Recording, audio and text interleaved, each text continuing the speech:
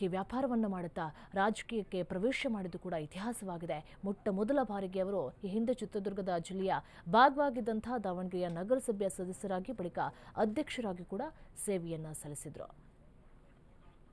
95 ವರ್ಷಗಳ ಕಾಲ ಬದುಕಿದ್ದೇ ಒಂದು ಇತಿಹಾಸ. ಅಲ್ಲಿವರೆಗೂ ಕೂಡ ಸಹಾಯ ಹಸ್ತವನ್ನು ಕೊಡ್ತಾನೆ ಇದ್ರು. ಯಾರಿಗೂ ಕೂಡ ಕಷ್ಟ ಅಂತ ಹೇಳಿ ಬಂದರೆ ಯಾರನ್ನೂ ಕೂಡ ವಾಪಸ್ ಕಳಿಸ್ತಾ ಇರಲಿಲ್ಲ.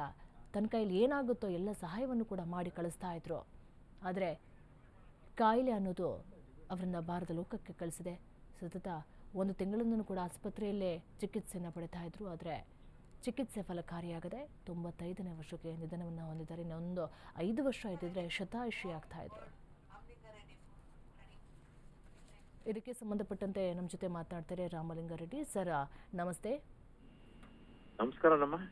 ಸರ್, ಶಾಮನೂರು ಶಿವಶಂಕರಪ್ಪ ಅವರು ನಿಧನರಾಗಿದ್ದಾರೆ. ಅವರ ರಾಜಕೀಯ ಜೀವನದ ಬಗ್ಗೆ ಹೇಳೋದಾದ್ರೆ, ಅವರ ಒಡನಾಟದ ಬಗ್ಗೆ ಹೇಳೋದಾದ್ರೆ, ಮತ್ತೆ ಅವರ ಸಹಾಯ ಹಸ್ತವನ್ನ ಎಲ್ಲರಿಗೂ ಕೂಡ ಯಾರು ಕಷ್ಟ ಅಂತ ಹೇಳಿ ಬಂದರೂ ಕೂಡ ಅವರಿಗೆ ಸಹಾಯ ಹಸ್ತವನ್ನ ನೀಡ್ತಾ ಇದ್ರು. ಅವ್ರ ಬಗ್ಗೆ ನಮ್ಮ ಜೊತೆ ಹಂಚಿಕೊಳ್ಳೋದಾದ್ರೆ ಸರ್.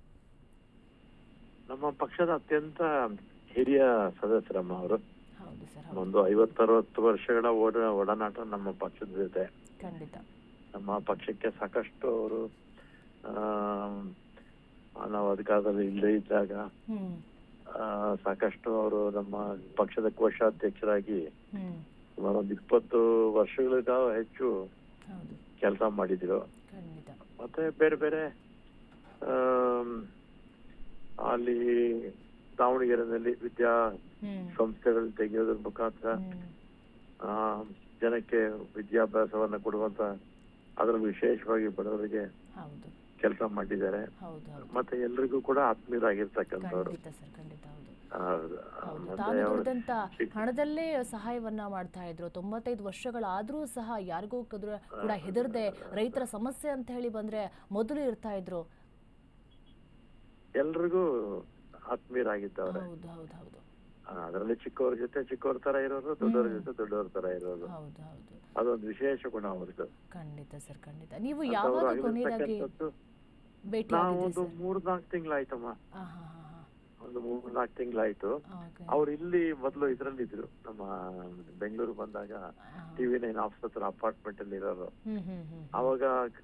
ಅವಾಗ ಸೇರ್ತಾ 2-3 ತಿಂಗಳು ಒಂದ್ಸರಿ ಕನಿಷ್ಠ ಸೇರ್ತಾ ಇದ್ವಿ. ಈಗ ಅಲ್ಲಿ ಮನೆ ಶಿಫ್ಟ್ ಮಾಡಿ ಸದಾಶಿವ ನಗರಕ್ಕೆ ಹೋದ್ಮೇಲೆ ಸ್ವಲ್ಪ ಕಡಿಮೆ ಆಯ್ತು. ಆದ್ರೂ ಫೋನಲ್ಲಿ ಮಾತಾಡ್ತಾ ಇದ್ವಿ. ನಾನು ಅಸೆಂಬ್ಲಿಯಲ್ಲಿ ಹೇಳ್ತಾ ಇದ್ದೆ, ಇನ್ನೊಂದ್ಸಲಿ ಗೆದ್ಬಿಡಿ ಸರ್, 100 ರೀಚ್ ಆಗ್ತೀರಾ, ಅತ್ಯಂತ ಹಿರಿಯ ಸದಸ್ಯರಾಗ್ತಾರ ವಿಧಾನಸಭೆಯಲ್ಲಿ ಅಂತ ಹೇಳ್ತಾ ಇದ್ದೆ. ಹೌದು ಸರ್, ಖಂಡಿತ. 5 ದಶಕಗಳ ರಾಜಕೀಯ ಜೀವನದಲ್ಲಿ ಒಂದೇ ಬಾರಿ ಸೋಲನ್ನ ಕಂಡಂತಹವರು. 95 ವರ್ಷಗಳಾಗಿದೆ. ಇನ್ನೊಂದು 5 ವರ್ಷ ಬದುಕಿದ್ರೆ ಶತಾಯುಷಿ ಆಗ್ತಾ ಇದ್ರು. ಈ ವಯಸ್ಸಿನಲ್ಲೂ ಕೂಡ ಸಹಾಯವನ್ನು ಮಾಡಬೇಕು ಅನ್ನುವಂತಹ ಮನಸ್ಥಿತಿಯನ್ನ ಹೊಂದಿದಂತಹ ವ್ಯಕ್ತಿ. ಹೌದು ಸರ್, ಥ್ಯಾಂಕ್ ಯು ಸರ್. ಅವರ ಕುಟುಂಬಕ್ಕೆ ಅಲ್ಲ, ನಮ್ಮ ರಾಜ್ಯಕ್ಕೆ, ನಮ್ಮ ಪಕ್ಷಕ್ಕೆ ಅಪಾರ ಹಾನಿಯಾಗಿದೆಯಮ್ಮ. ಖಂಡಿತ ಸರ್. ಅವರ ಕುಟುಂಬದವರೇ ಮತ್ತು ಅವರ ಅಭಿಮಾನಿಗಳಿಗೆ ಆ ದುಃಖವನ್ನು ಭರಿಸುವಂತ ಶಕ್ತಿ ಕೊಡ್ಲಿ ಅಂತ ಹೇಳ್ತೀನಮ್ಮ. ಖಂಡಿತ sir. Right. Thank you sir, thank you.